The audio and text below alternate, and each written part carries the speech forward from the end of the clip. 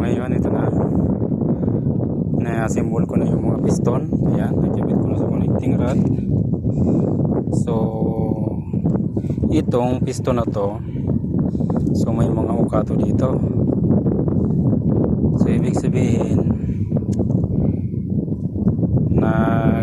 dito ang valvula. Itong malaki, ito yung intake.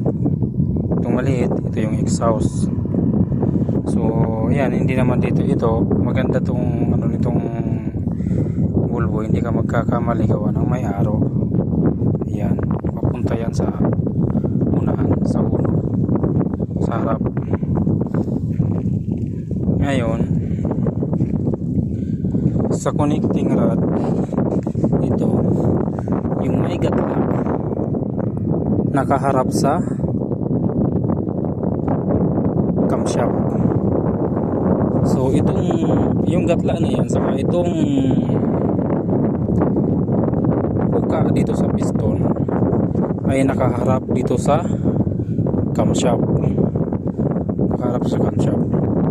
Pag yan ay napaliktad, halimbawa mabaliktad to, may harap to dito sa may exhaust manifold, tukod ang valvula, hindi yan iikot, tutukod yan. Kaya ganyan yan ang itsura niya. So yan, saka may araw naman, yung araw ang sundan na lang.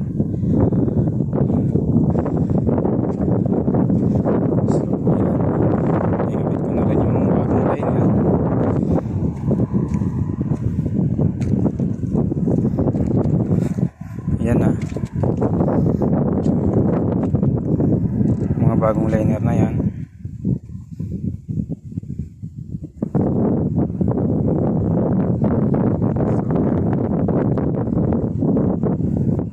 Lahat bago.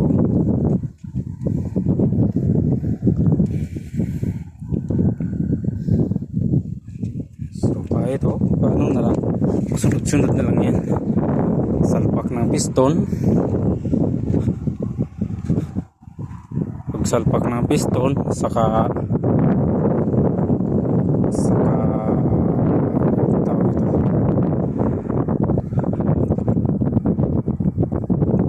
pagsalpak ng piston, tapos yung oil jet sa ilalim, yun ang dapat hindi makalimutan. Yun yung oil jet bago mag-cover ng ilalim ng crankcase. Kabit yung oil jet, kabit yung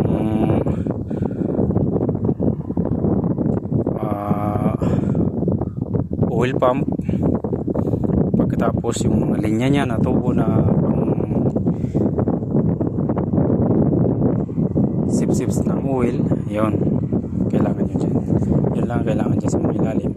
Tapos cylinder head na yan ikakabit.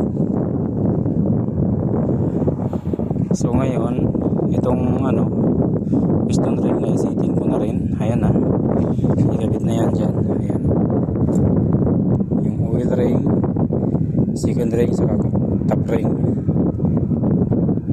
So ang pagkabit naman ito, pag magsasalpak na, madali na lang to.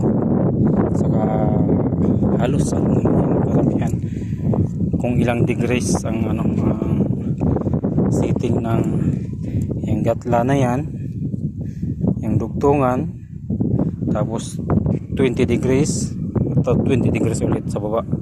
Ganun lang yan. Hindi, sorry po, hindi 20 degrees, 120 degrees ito. Yan, yung gatlang yan. Tapos 120 degrees itong sunod, second ring. Tapos pag galing yan, 120 degrees ulit yung oil ring. Hindi po 20 degrees, mali po yun. 120 degrees ang pagitan nila.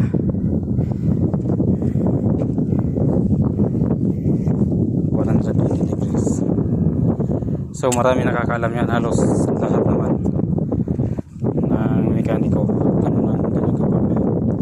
Hindi yan pwedeng magsama-sama na ganyan, halimbawa ganyan, hindi yan pwede na ganyan. Kailangan yan top ring. Pag ano sa top ring, 120 degrees ikot, nandun yung isa, tapos another 120 degrees, ayun yung isa, oil ring. Kasi tatlo lang naman yan. Mayroon ano yan, mayroong apatan na ring, pero ganun din ang process, parehas lang din.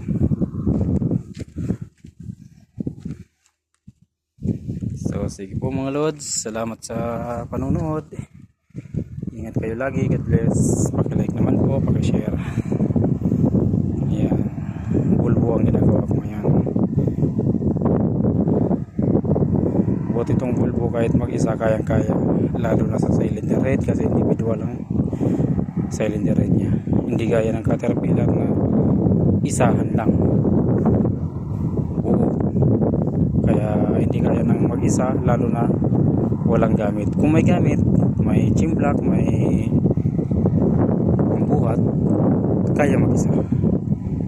Pero itong bulbo, kahit walang pambuhat, mag-isa lang kayang-kaya.